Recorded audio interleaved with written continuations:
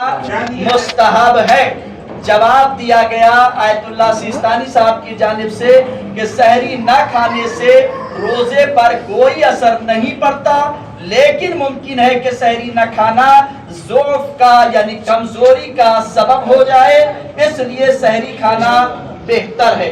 ये Ayatollah Sistani साहब का फतवा था जो मैंने आपकी खिदमत में पढ़ दिया।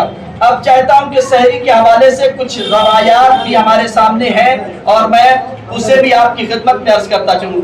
इस्लाम में सहरी खाने को न सिर्फ मुस्तहब करार दिया गया है बल्कि इसे बाइसे बरकत और इबादत का हिस्सा समझा गया है। शिया अहादीस में भी सहरी के बहुत ज्यादा फजाइल बयान हुए हैं। खास तौर पर अहले बैत से मनकूल रवायात में सहरी के रूहानी और जिस्मानी फवायद पर जोर दिया गया है। उनमें बहुत सी रवायात हैं, मैं जाहिर है कि सारी रवायात नहीं पढ़ सकता, 5 से 7 मिनट के अंदर दर्स को तमाम करना है। लिहाजा सहरी खाने के सिलसिले में वसाइल शिया जिल्द नंबर 10 सफ़ा नंबर 384 पर एक हदीस मौजूद है पैगंबर इस्लाम सल्लल्लाहु अलैहि वसल्लम से।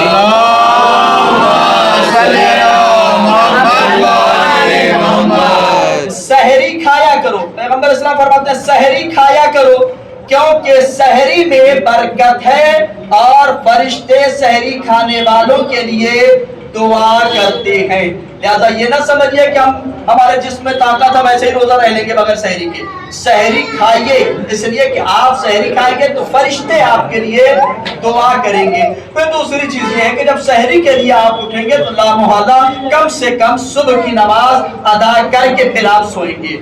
लिहाजा सहरी जरूर खाया करें। इसी तरह से सहरी इबादत भी है जिसके ज़ैल में किताब अल काफी जिल्द नंबर 4 सफ़ा नंबर 88 पर इमाम जाफर सादिक अलैहिस्सलाम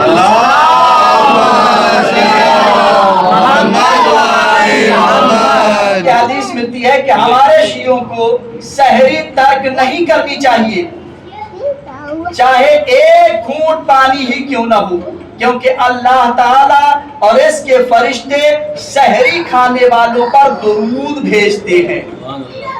जो इंसान सहरी खाने उठता है, सहरी खा रहा है, मतलब एक घूंट पानी पी रहा हो तो अल्लाह और उसके फरिश्ते उस पर दुरूद और सलाम भेजा करते हैं। इसी तरह से सहरी रोजेदारों और अहले बैत की मोहब्बत है।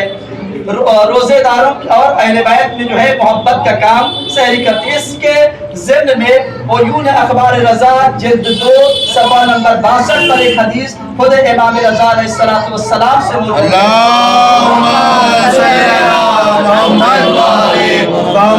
शख्स मोहब्बत अहले बैत के साथ रोजा रखे और सहरी खाए, इसके गुनाह माफ कर दिए जाते हैं और कयामत के दिन वो हमारे साथ जन्नत में होगा।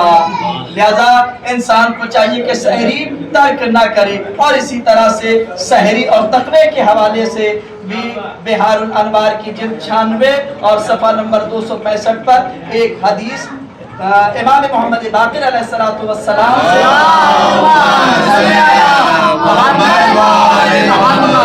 इमाम फरमाते हैं कि सहरी रोजेदार के दिल में इखलास और सब्र पैदा कर देती है।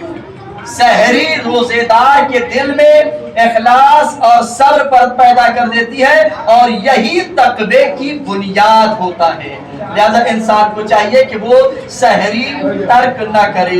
एक आखिरी हदीस पेश करके उसके बाद गुफ्तगू तमाम कर दूं कि सहरी खाने के जिस्मानी फवायद और सवाब क्या है। इसके ज़िम्न में इमाम अली अलैहिस्सलातु वस्सलाम की एक हदीस गुररुल हिकम में हदीस नंबर 1,96 हदीस नंबर 1,96 है, जिसमें इमाम फरमाते हैं कि सहरी खाना सेहत को मजबूत रखता है, बदन को ताकत देता है और रोजेदार को दिन भर इबादत में चुस्त रखता है। लिहाजा इंसान को चाहिए कि वो सहरी से परहेज ना करे। उठे सहरी के वक्त अगर कुछ ना कर सकता हो तो कम से कम एक घूंट पानी पी ले और सुबह की नमाज अदा कर ले और उसके बाद फिर सोए। रोजेदार का सोना भी इबादत हुआ करता है, लिहाजा सो सकता है इंसान, कोई मुश्किल نہیں ہے۔ وآخر دعوانا ان الحمدللہ